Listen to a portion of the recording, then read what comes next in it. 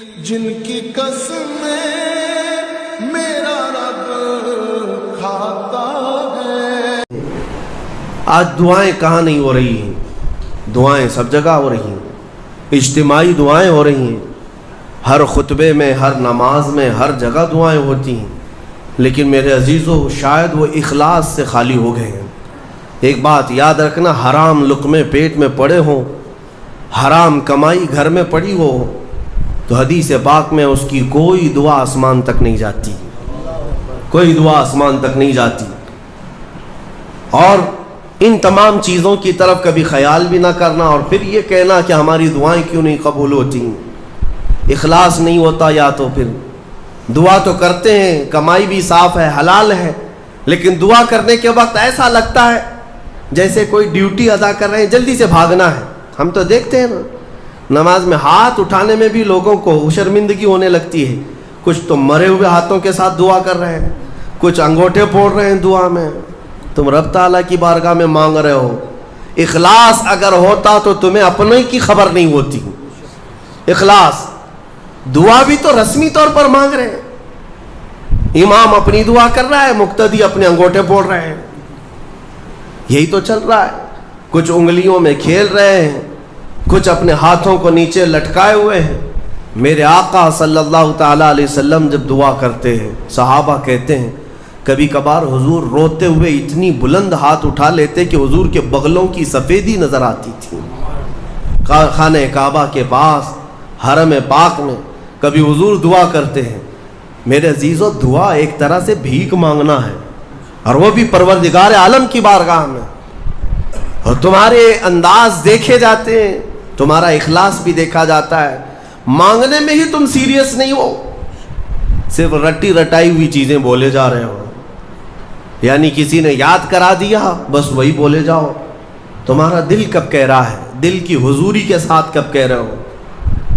کچھ چیزیں خاص ہیں، صغیرہ کبیرہ ہمارے معاف کر دے، اس کو پتہ ہی نہیں صغیرہ کون ہے کبیرہ کون ہے، یہ تو رٹی ہوئی چیزیں بولے جا رہے ہو نا۔ اے اللہ ہمارے صغیرہ کبیرہ معاف کر دے، کیا ہے صغیرہ کبیرہ؟ کچھ پتہ نہیں، مولوی صاحب نے سکھایا تھا۔ دل کا جب حضور نہیں، دل کا اخلاص نہ ہو تو پھر کیا چیز مانگ رہے ہو اللہ کی بارگاہ میں؟ اخلاص یہ سب سے بڑی طاقت ہے، اگر یہ نہیں ہے تو عبادتوں کی جان ہی نہیں ہے، عبادتوں کی جان ہی نہیں ہے، عبادتوں کی جان اخلاص ہے۔ یہاں تک کہ امام غزالی رحمۃ اللہ تعالیٰ علیہ نے ایک واقعہ ایسا بھی لکھا ہے، وہ پڑھنے کے بعد مجھے بڑی حیرت ہوتی ہے۔ ایک بزرگ تھے، 30 سال تک انہوں نے پہلی صف میں کھڑے ہو کر نماز ادا کی، 30 سال تک ایک بھی نماز ان کی تکبیر اولا بھی نہیں چھوٹی امام کے پیچھے۔ تکبیر اولا، امام جب پہلی تکبیر باندھ رہا ہے اس تکبیر میں وہ حاضر رہتے تھے، جماعت تو دور کی بات ہے، چھوٹنا، پہلی تکبیر کبھی نہیں چھوٹی 30 سال تک۔ 30 سال کے بعد ایک دن ایسا اتفاق ہوا کہ وہ مغرب میں لیٹ ہو گئے، ایک رکعت ہو گئی تھی، اور 30 سال کے بعد صفیں بھر گئی تھی، پیچھے جگہ ملی۔ وہ آئے اور کہا آج اگر میں پیچھے نماز پڑھوں گا سب گھوم گھوم کے مجھے دیکھیں گے۔ 30 سال سے جو پابند تھا کہاں گیا کہاں گیا، ہوتا یہی ہے سب، وہ شرمندگی کے مارے کہ لوگ مجھے دیکھیں گے کیا سوچیں گے، گھر چلے گئے، گھر جا کر مغرب پڑھ لی۔ عشاء میں آنے میں پھر ڈر لگنے لگا کہ اب تو پوری نماز میں ہی نہیں گیا تھا، لوگ سوچیں گے۔ 30 سال کے بعد پہلی نماز آپ کی نہیں ہوئی ہے، کہاں گئے تھے کہاں گئے؟ عشاء میں بھی نہیں آئے، عشاء میں بھی نہیں آئے۔ اس زمانے میں ایک بڑے کامل بزرگ تھے، ان کو خبر کی گئی آج ایک بڑا حادثہ ہو گیا ہمارے شہر میں۔ کہا کیا؟ کہا فلاں بزرگ جو 30 سال سے مسجد میں تکبیر اولا کی بھی پابندی کرتے تھے آج وہ غائب ہے۔ تو اس بزرگ نے فرمایا چلو ہم ملتے ہیں۔ جا کر کے ملے کہ کیا ہے، طبیعت خراب ہو گئی، علیل ہو گئی، کیا ہوا؟ انہوں نے کہا کچھ ہوا نہیں، لیکن تھوڑا سا لیٹ ہو گیا مغرب میں، اور پھر پیچھے جگہ مل گئی 5-6 صفوں کے پیچھے۔ میں نے یہ سوچا کہ لوگ بعد میں کیا کہیں گے، لوگ کیا کہیں گے کہ اتنے سالوں کی پابندی کے بعد آج تمہاری پہلی صف بھی نہیں ہوئی، پہلی تکبیر بھی نہیں ہوئی۔ اس بزرگ نے کہا کس سے؟ 30 سال کی پابندی کرنے والے سے۔ کہا میاں جاؤ پچھلے 30 سال کی پوری نمازیں قضا کر لو، واپس دوبارہ پڑھ لو، اعادہ کرو۔ اس لیے کہ 30 سال جو تو نے پابندی کی نمازوں کی، وہ تو یہی سوچ کر کے کہ لوگ کیا کہیں گے۔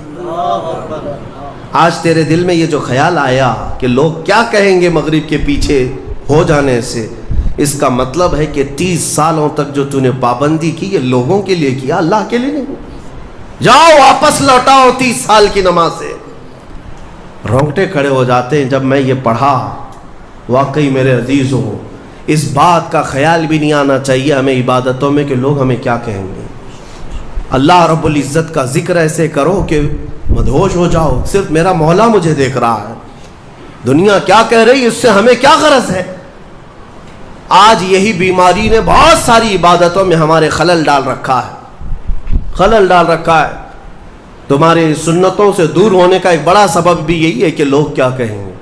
یہ کبھی نہیں سوچتے کہ قبر میں جاؤں گا تو مصطفیٰ کیا کہیں گے، میرے آقا صلی اللہ تعالیٰ علیہ وسلم دیکھیں گے تو کیا کہیں گے۔ یہ کیوں خیال نہیں آتا؟